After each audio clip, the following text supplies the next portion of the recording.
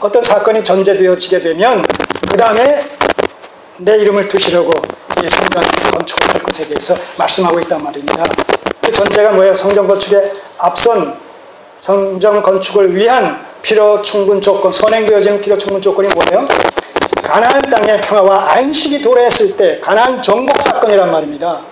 그러니까 지금 성전 건축이 완공돼 가지고 낙성식까지 지금 듣고 있다라고 하는 것은 뭐예요? 이제 아브라함 언약 속에 약속되어졌던 그 약속의 땅 전 지경이 다 정복되어짐으로 말미암아 그 약속의 땅 전 지경의 평화와 안식과 안녕이 찾아왔다. 이것이 전제되어진다는 거예요. 가나안 정복 사역이 완성된다는 거예요. 가나안 정복 사역.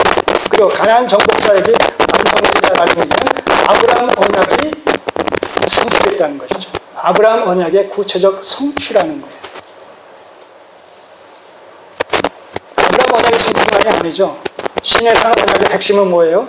너희가 제사장 나라가 될 것이다 라는 것인데, 바로 성전 완공은 뭐예요? 동시에 제사장 나라로서의 면모를 지금 분명하고 확실하게 보여주고 있다는 거죠. 신정 왕국으로서. 그래서 열왕기상 4장 25절에 뭐라고 되어 있어요?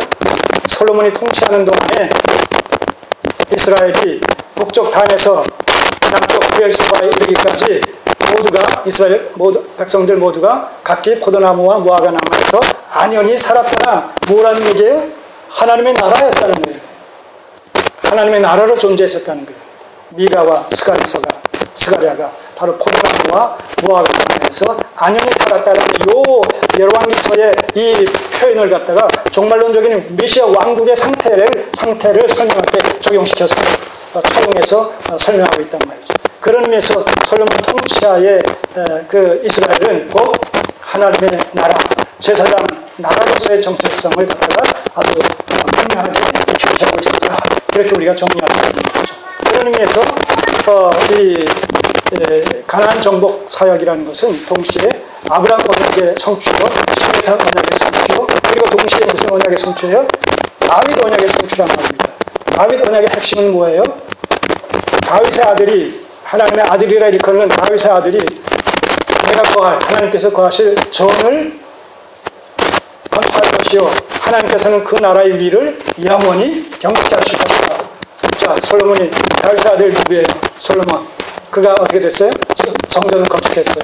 그러니까 이 솔로몬 성전 건축은 아브라함 언약과 시내산 언약과 그 다음에 다윗 언약이 총체적으로 성취되어졌다는 사실에 대한 증거란 말입니다. 그래서 가나안이 완전히 정복되어졌고, 그래서 그 나라는 하나님의 나라, 제사장 나라로서 곧 하나님의 나라를 현시하고 있다. 여러분, 이것이 신약시대 우리에게는 무슨 상관이 있어요? 바로 그 성전이 실제되신 예수 그리스도 안에서 예수 그리스도의 자녀 되어진 하나님의 백성들 구성되어진 교회가 뭐예요? 성전이요. 교회가 가나안 전 지경이 표상하고 있는 하나님의 나라요. 교회가 하나님의 나라요.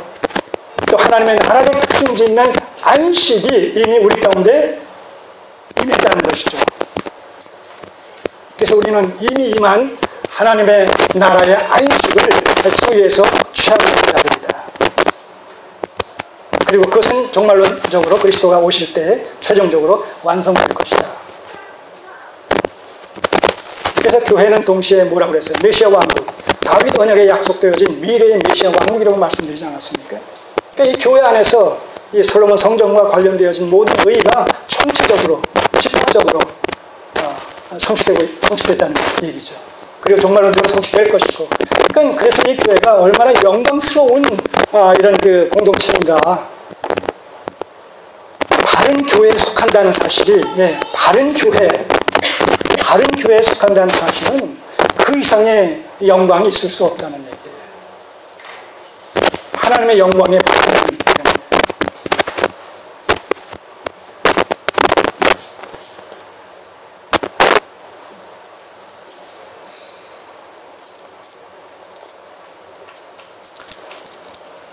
그리고 두 번째로 생각해 볼 문제가 이 재물이 너무 많아서 한꺼번에 지금 다윗이 성령께서 일러주신 식양대로 이 성전의 모든 기물들을 다 제작하지 않았습니까?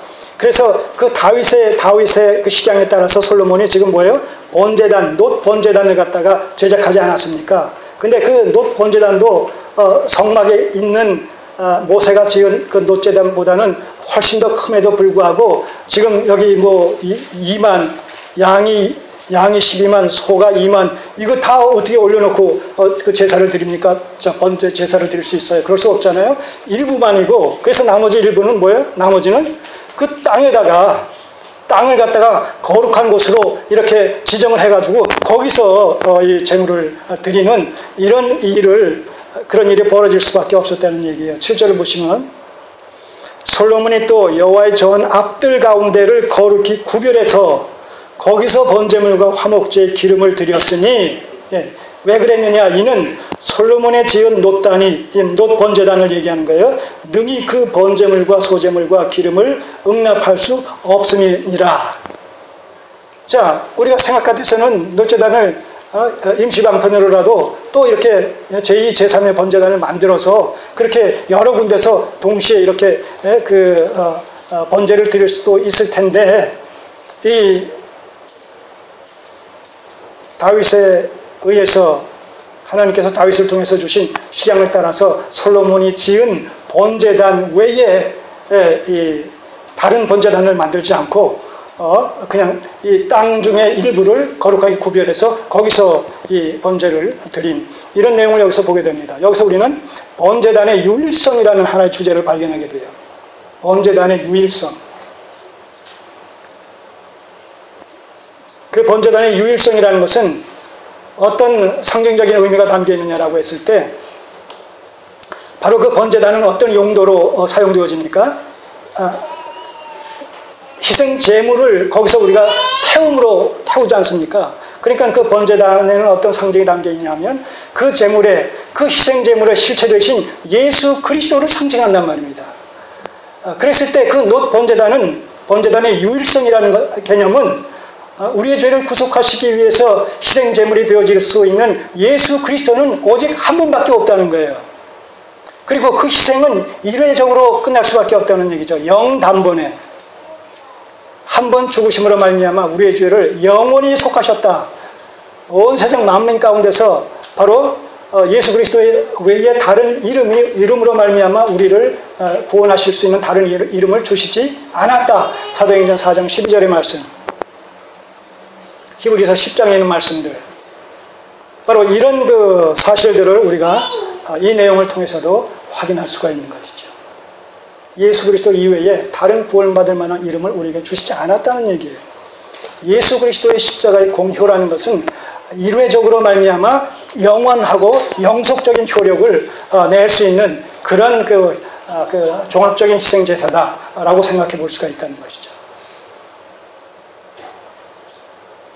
자, 이런 것을 우리가 대하게 될 때 참으로 성경이라는 것이 얼마나 오묘한 것인지 신묘한 것인지 어느 것 하나도 그냥 허설수로 의미 없이 그렇게 되어진 것은 하나도 없다는 거예요.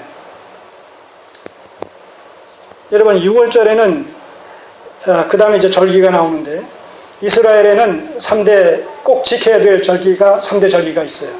이 3대 절기는 아까 말씀드린 대로 이스라엘 남자들이라면 20세 이상 된 자들은 반드시 1년에 3차례 성전에 나와서 이 절기에 참여를 해야 돼요.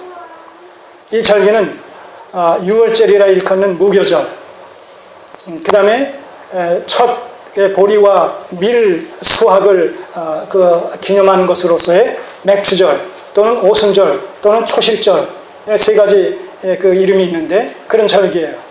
그 다음에 세 번째가 뭐냐면 바로 이 장막절이에요. 장막절은 다른 말로 또 수전절이라고도 하고 초막절이라고도 해요. 어쨌든 이 세 가지 절기, 이 세 절기는 이스라엘 백성이면 1년에 당연히 나와서 그 절기를 지키게 돼 있어요. 참고로 여러분, 열왕기상 그 12장에서 여로보암이 그 정치적인 목적으로 종교개혁을 하면서 북단과 남쪽 베델에 신당을 지어놓고 황금 송아지상을 만들어 놓고 여기에 절하라. 그러면서 예루살렘 성전까지 가서 절하는 것에 대해서, 절기를 지키는 것에 대해서 그 제동을 걸지 않습니까? 그 다음에 두 번째는 뭐예요? 레위 사람들만이 제사장 업무를 담당할 수 있는데 보통 사람으로 제사장의 직임에 봉직을 시키지 않습니까? 예.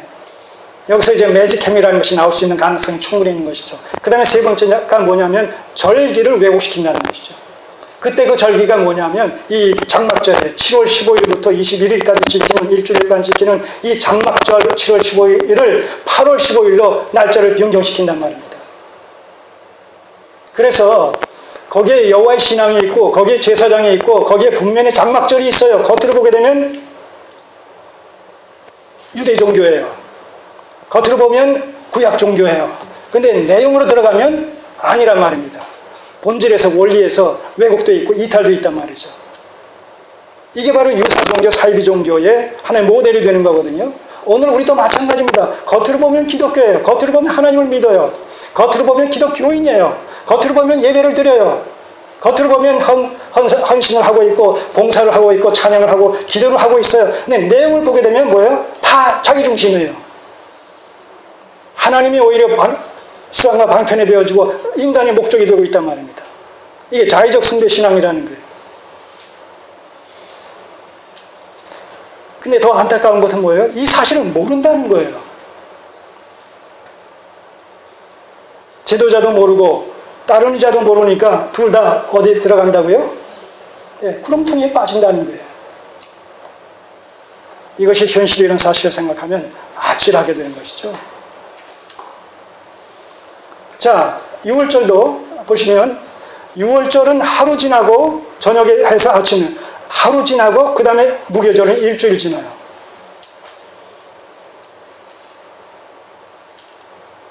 왜 6월절은 하루인데 무교절은 일주일을 지날까요? 이게 같이 붙어 있어요. 6월절과 무교절이 같이 붙어 있단 말입니다. 그래서 6월절이란 무교절 이런 표현도 쓰고 무교절이라고 했을 때 6월절이 이미 거의 포함되기도 하고 그래요. 바로 6월절이 무엇을 의미합니까? 6월절 어린 양 되신 예수 그리스도의 구속사역을 갖다가 상징하고 예표하지 않습니까? 그 예수 그리스도의 십자가의 구속사역은 일회적으로 영원히 우리의 죄를 도말하는 거예요. 그러니까 하루면 족한 거예요. 그런 의미에서 하루 저녁이다, 저녁에서 아침까지 하루다라는 얘기는 바로 단회적이다라는 얘기예요. 근데 무교절은 일주일이에요. 그 무교절은 뭐 합니까? 누룩 들어가 있지 않은 그런 떡을 먹는 거예요. 바로 애굽에서의 고난을 생각하는 거예요. 동시에 죄로 말미암아 해방되었다라는 것에 대한 감사와 감격의 기쁨의 삶을 기념하는 그런 의미의 절기가 무교절이란 말입니다. 죄로부터 해방되어졌다, 고난으로부터 해방되어졌다. 그러니까 이제 뭐예요? 하나님의 백성으로서의 거룩한 삶을 살아가야 됐다. 성화적 삶을 얘기한단 말입니다. 구원의 감격과 기쁨에 근거한 성화적 삶. 그 성화적 삶은 며칠이 필요합니까? 예? 영원토록 필요하죠. 바로 7이라는 숫자는 완전 숫자란 말입니다. 예? 우리가 이 땅에서 사는 동안에